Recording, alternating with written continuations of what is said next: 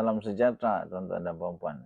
Perikatan Nasional hari ini menunjukkan bahawa mereka benar-benar mau menguasai Melaka. UMNO bakal tumbang di Melaka. Bersatu dan Perikatan Nasional mula hidup peluang untuk merampas negeri Melaka. Bakalkah akan jadi kenyataan?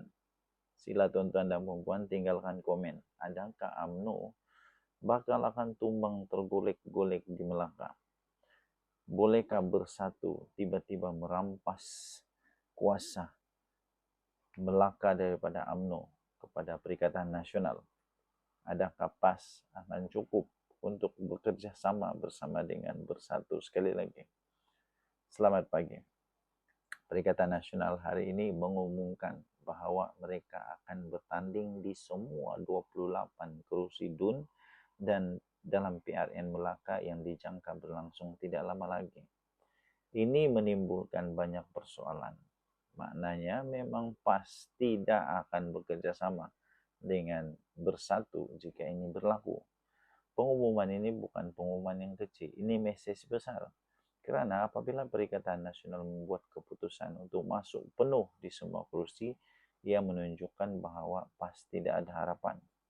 Tidak ada harapan untuk tidak bertembung dengan bersatu. Malah ia juga menunjukkan mereka percaya bahawa Melaka bukan lagi kubu selamat UMNO, bukan lagi kubu selamat Barisan Nasional dan tidak memerlukan PAS untuk menang di sana.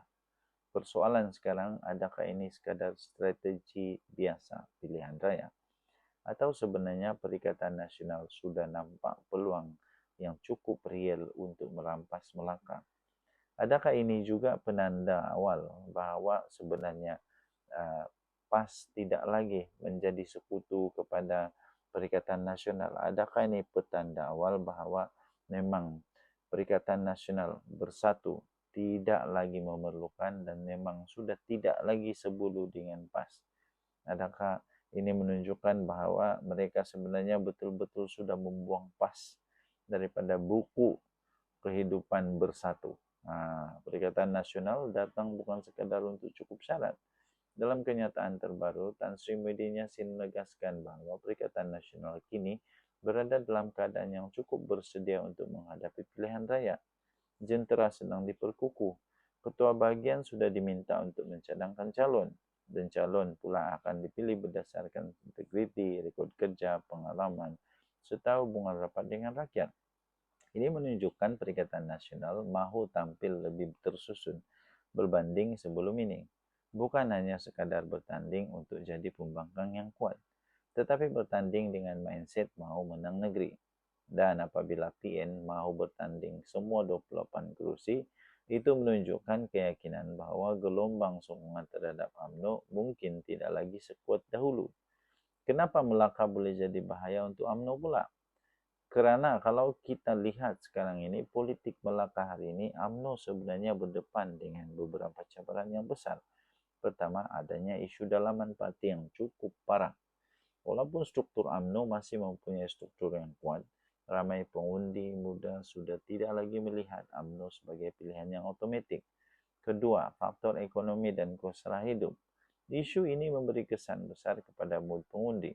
Dan ketiga, perubahan pola pengundian untuk pengundi-pengundi Melayu. Perikatan Nasional semakin kuat dalam pengaruh pengundi Melayu konservatif dan pengundi protes. Di beberapa negeri sebelum ini, kita sudah nampak bagaimana Perikatan Nasional berjaya mengambil alih kawasan yang dulunya dianggap mustahil untuk ditawan. Sebab itu, Perikatan Nasional percaya Melaka boleh menjadi medan kejutan seterusnya. Tapi persoalannya ialah, bolehkah bersatu rampas Melaka? Namun kita juga perlu realistik. Melaka bukan negeri yang mudah untuk ditawan. UMNO masih mempunyai jentera akar umbi yang kuat, pengalaman yang panjang, dan pengaruh tempatan yang masih besar. Tambahan pula BN dan Pakatan Harapan kini telah pun bekerja sama. Ini menjadikan pertandingan lebih sukar untuk Perikatan Nasional. Tetapi politik hari ini sangat berbeza dengan 10 tahun yang lalu. Pengundi semakin cepat berubah. Sentimen boleh berubah dalam masa yang singkat. Dan jika berlaku perpecahan undi, adanya proses senyap, protes senyap atau gelombang pengundi atas pagar, tidak mustahil Perikatan Nasional mencapai kejutan besar. Muhyiddin sedang menghantar message yang besar. Apa yang Muhyiddin coba lakukan sekarang sebenarnya lebih besar daripada Melaka semata-mata. Beliau mau menunjukkan bahwa Perikatan Nasional sekarang sebenarnya masih relevan, masih kuat, dan masih mampu menjadi pencabar untuk kerajaan pusat. Sebab itu, pengumuman bertanding semua kursi ini juga boleh dibaca sebagai message politik kepada UMNO, kepada Perikatan Nasional sendiri, kepada PAS sendiri. Perikatan Nasional bukan datang untuk tumpang lalu, tapi Perikatan Nasional datang untuk ambil alih. Dan kalau PN berjaya mencatat keputusan besar di Melaka, ia boleh memberi kesan psikologi besar kepada politik nasional menjelang PR yang akan datang. Kesimpulannya, tuan-tuan dan puan-puan, PRN Melaka pada kali ini mungkin jauh lebih panas daripada yang ramai menjangkakan. UMNO masih ada kekuatan, tetapi Perikatan Nasional nampaknya semakin yakin.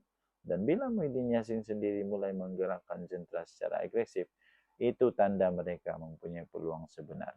Persoalannya sekarang ini, tuan-tuan dan puan-puan, adakah UMNO masih cukup kuat untuk mempertahankan Melaka? Atau Perikatan Nasional dan bersatu bakal mencipta kejutan besar mereka? Adakah di sini adalah nokta terakhir di antara PAS dan bersatu? Adakah ini akan ada titik perpisahan di antara PAS dan bersatu? Tulis pandangan Anda di ruangan komen yang tersedia di bawah. Jangan lupa untuk like, subscribe, dan tekan lonceng untuk lebih banyak lagi analisis politik semasa. Kita jumpa lagi. Selamat pagi Malaysia. Bye-bye. Sebelum saya teruskan, izinkan saya untuk berkongsi manfaat sesama kita. Bagi anda yang sedang berikhtiar kerana ada sakit penyakit 3 serangkai, kencing manis, buah pinggang, darah tinggi, kolesterol, gout, apa saja penyakit termasuk penyakit saraf, penyakit lelaki, penyakit perempuan, kanser, mata, hati, apa saja. Saya ingin kongsikan produk daripada 4Life Research, Transofactor. Produk ini adalah produk saintis yang boleh meningkatkan imun badan anda sehingga 437% kekuatan imun badan. Ini boleh membantu kita untuk melawan penyakit dan boleh sembuh dengan kekuatan imun badan. 4Life ada banyak produk, okey, bukan ini satu saja. Ada banyak contoh-contoh produk dia. Contohnya ini produk nama dia Glucoach. Glucoach ini khas untuk yang kencing manis. Kemudian glutamin pun ada, kemudian untuk mata pun ada, macam-macam ada. Okey, jadi dia boleh meningkatkan imun badan anda sehingga 437% kekuatan melawan penyakit.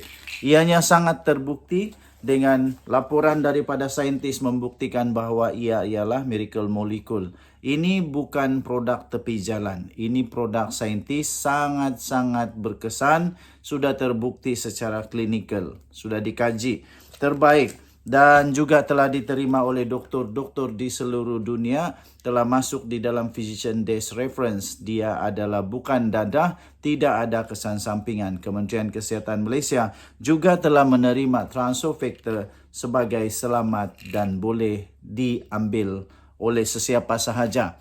Paling bagus, dia bukan sahaja ada testimoni beribu-ribu, berpuluh-puluh ribu, malahan juga dia ada clinical abstract. Transofactor clinical abstract ini keputusan kajian saintis yang telah dilakukan di serata dunia. Bagi anda yang sangat memerlukan, sila dial nombor telefon tertera di atas. Dia akan berhubung dengan anda. Jangan telefon dia, sila WhatsApp dia. Kerana jika anda telefon, dia tidak sambut. Okey?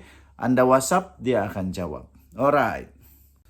Terima kasih tuan-tuan dan puan-puan kerana sudah menamatkan video ini dengan baik sekali. Saya ingin kongsikan beberapa buah buku yang sangat menarik. Ini saya sisipkan. Yang pertama, Muslihat Mahathir.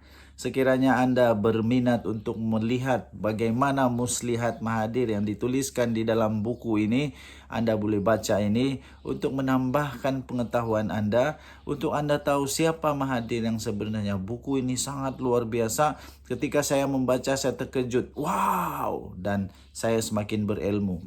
Buku yang kedua yang saya ingin kongsikan pada anda ialah Pemikiran Tun Mahathir.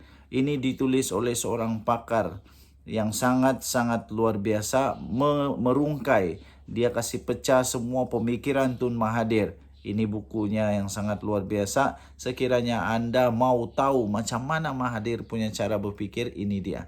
Dan yang ketiga, buku yang saya ingin kongsikan bagi Anda ialah tajuk dia Paradise Lost Mahathir. Okey.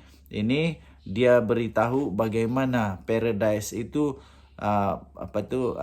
surga yang diwar-warkan di Malaysia nampaknya sudah hilang menurut Mahathir. Ada buku ni, kalau anda berminat untuk beli, tekan ada di Shopee. Okey, saya bagi link dia. Alright.